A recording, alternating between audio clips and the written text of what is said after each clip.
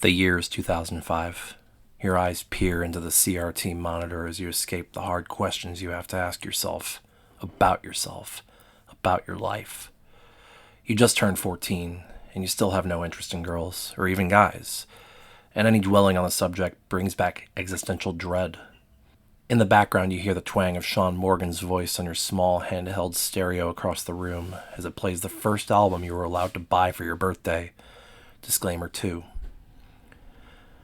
Your escape tonight consists of a humorous discovery that Microsoft Sam can say funny things, and the realization that your favorite game of all time, a god sim named Black and White, cannot feasibly run on your archaic hardware. Next to you is a digital camera connected to the Windows 98 machine via USB, and with it, you obtain a video you shot at your birthday party. You think it's comedy gold. You realize last year your discovery of websites like Flickr and PhotoBucket, and with that, sniff out a possibility that if photos can be shared on the internet, what about video? You lament in the idea that your computer languishes on dial-up internet, and even obtaining a music file off LimeWire is a 2-hour process. But still, there's a monumental realization beyond your current limitations as a 14-year-old from a poor family.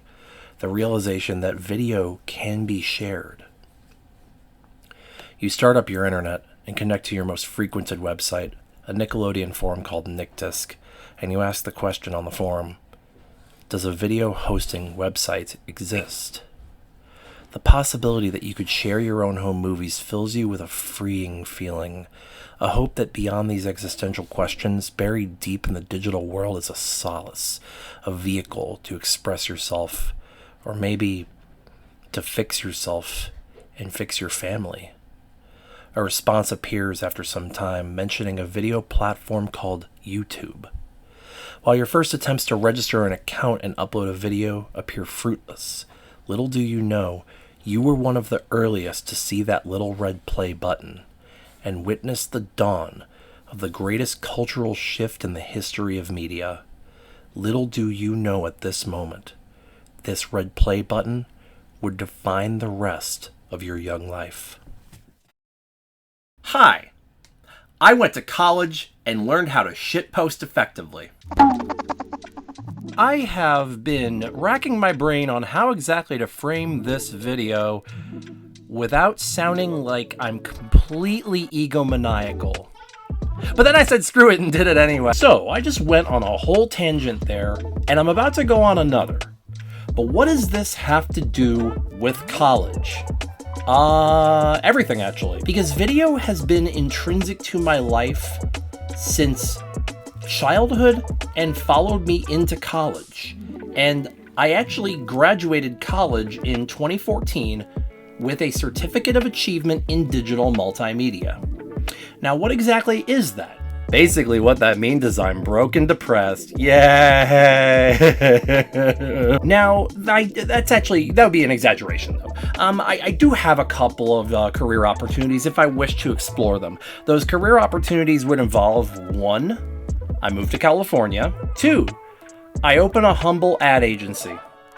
I really don't want to do that. I really don't want to do that. 3, I get in with a shady ad agency, and, well, let's put it this way. I've done this a few times. If they can afford to pay me full time, they're doing something shady. If they're not doing anything shady and they're being run honestly, you're probably going to be worked about 4 times a year. And 4, nepotism. Yeah. Or you could do it like a couple of other people I know have done and just make a viral video and luck into something. But college. Yeah, what did college exactly do for me in terms of video to where I'm at now? Well, that's a complicated thing to say, because most of what I've learned and what I do now, I taught myself. However, there was a lot of the polish and finesse that came with college. A lot of things like After Effects, which I didn't learn on my own. I actually learned After Effects through college.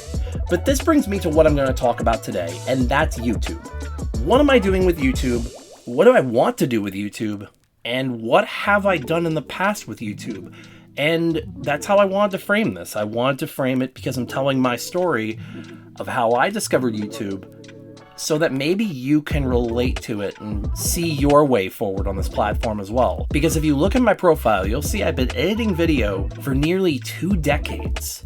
Guys, that's not an exaggeration. The first video I ever started making was a NASCAR fan tribute in 2006. Apart from that, throughout 2006, I didn't do much in the way of editing, but I did make a couple of different attempts at it. And then in 2007, I really started getting going with editing with an AMV for Stitch Has a Glitch using a song by Taproot. Likewise back then, this YouTube had a mixed bag of things, from AMVs to NASCAR compilations to American Idol stuff. I never really stuck to a medium or format, at least until now. Except, that's a lie. On a few occasions, I did actually stick to a format, and I could have had successful YouTube channels to who knows what level. Twice. And we're actually going to talk about that. But first, we have to set the scene. Okay, so from 2007 to 2009, I uploaded a myriad of different things, mostly ranging from racing compilations and commentary videos, occasional AMVs, and the rare music video. That usually started around 2009 when I actually started doing full shot footage, but before that it would be mostly slideshow compilations, and occasionally I would interlace some moving footage in there. Now, one of my earliest comments was from a fellow racing fan who complimented me, asking how I gotten footage from the race that day into a compilation uploaded that night. Okay, so keep in mind that this was 2008. This wasn't exactly a common occurrence, even for media companies to be able to accomplish. I'm going to age myself with this one, but what I did was I recorded from my TV to a blank VHS at really diminished quality. With that footage now on the tape, I used a dual VHS to DVD combo to line in the VHS to a blank DVD as it played off the TV. I also had to purchase a DVD RAM drive for my PC. These did not come standard at the time. And I would usually use some sort of obscure or foreign software to rip and convert the DVD's media file without a watermark. For 3 years, this was my system. I do this for any NASCAR footage, movies, etc., and my YouTube, which didn't have massive traction or anything, but was getting a little notoriety from NASCAR fans from my crash compilations, only had, I'd say, 100 subscribers. While small, I did have 2 videos that had quite a decent view count. A 2006 NASCAR crash compilation which garnered something to the tune of 35,000 hits, and in 2009, that was not bad.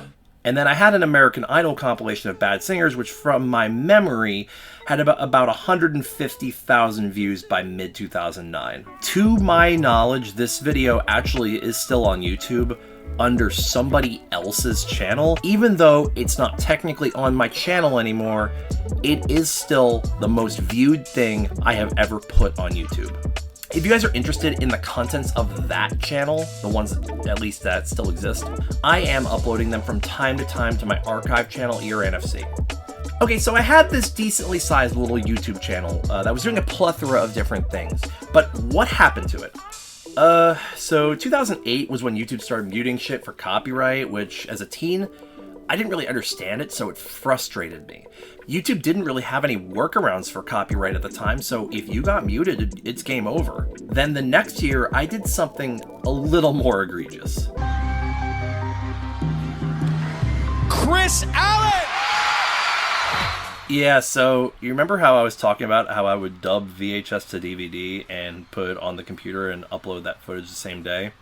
I uploaded dubbed footage of the American Idol finals before Fox even did. And YouTube didn't like that. My account got an immediate strike, and in protest, I just rage quit. I just deleted the account and uploaded my stuff to Dailymotion. Dailymotion. Look, guys, apart from this really bad logo that they just redesigned, there's a reason nobody uses it. It sucks. It always has sucked. A year passed, and eventually I made what is now this account. Anyway, so we're in the early 2010s now, and with the rise of things like That Guy with the Glasses, Mental Floss, Equals 3, and others, YouTube started looking like a promising place to build, while maybe not a career, a brand.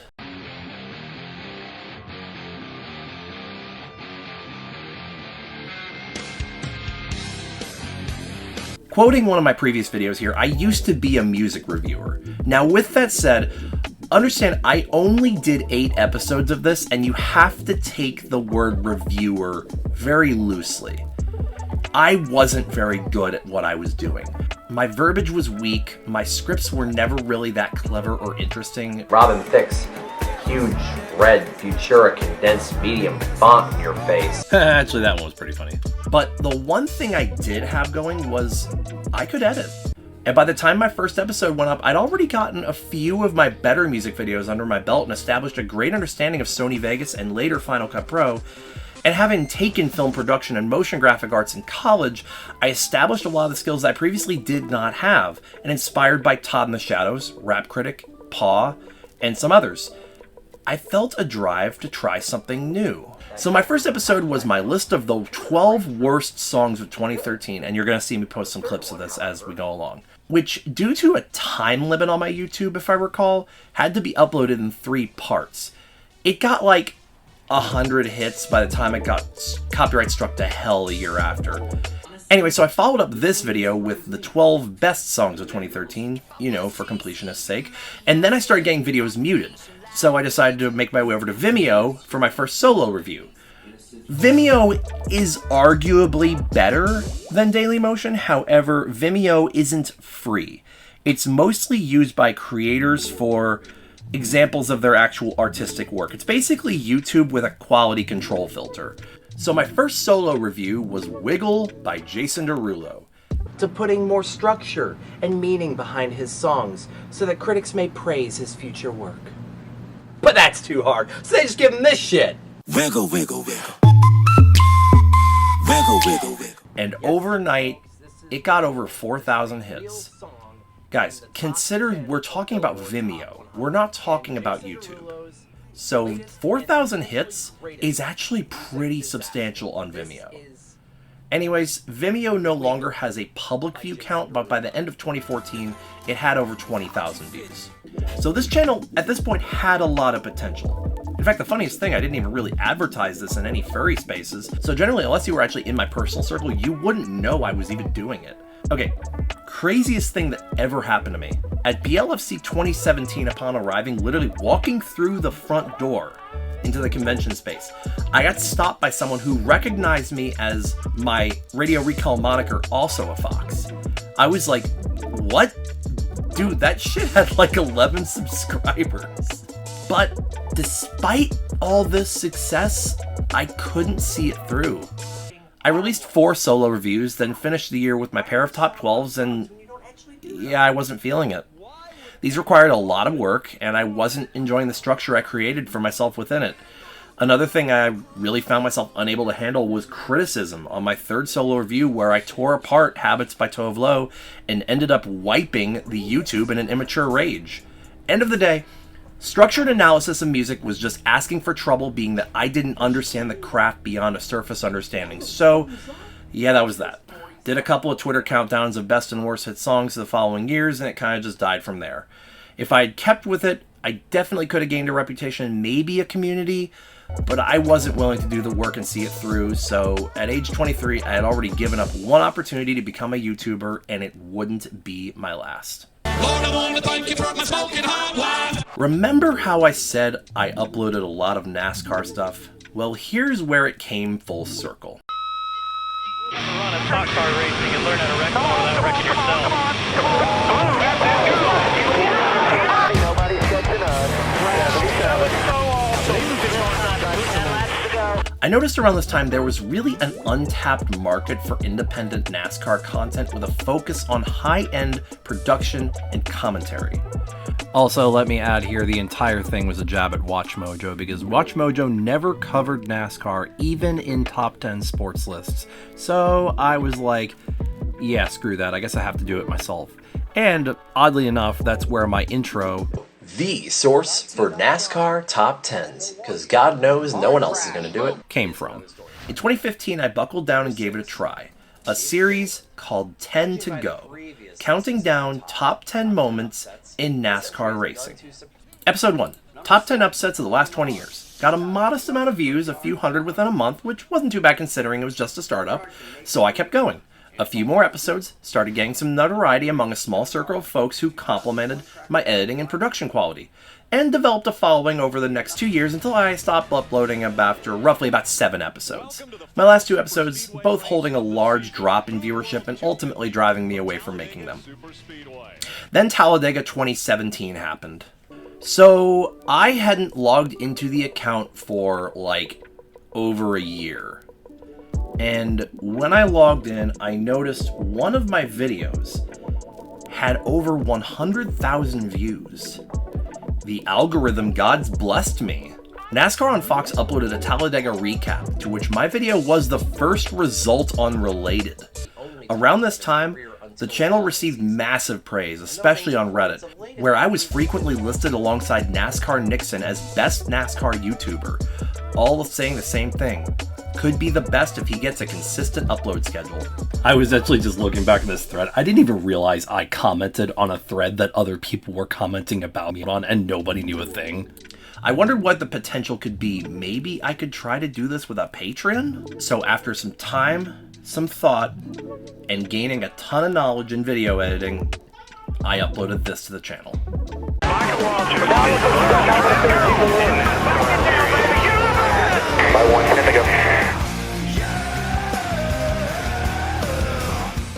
In 24 hours, it got nearly 800 views, and some of the biggest names in the NASCAR YouTube community immediately jumped into the comments celebrating my return. This was right at a job transition for me, and I saw 10 to go being my long play as I worked throwaway jobs. But life changes fast. I got a job working for an ad agency which very heavily interfered with my desire to edit at home. Despite opening a Patreon for the series, starting a Twitter, and really wanting to make something out of it, after 3 episodes, I felt so burnt out, I couldn't bring myself to make another video. Over the course of the next year, I developed a few regrets with 10 to go. Part of that regret was the political joke I made in the 10 drivers that failed to fulfill hype video. You're just a little too much speed right there. She's got the Paris Hilton camera presence with an Angelica Pickles attitude behind the wheel. She's the physical embodiment of legitimized female objectification in motorsports, especially in the way ads treat her. She provides self-sustaining hype that hasn't been backed up but won't die until it happens. She is to NASCAR what Donald Trump is to US politics. But most of it was I just felt really bad that I let that channel die like that. So let's play a game of what did Mex do? Here's your answer choices. A. Leave it be, move on.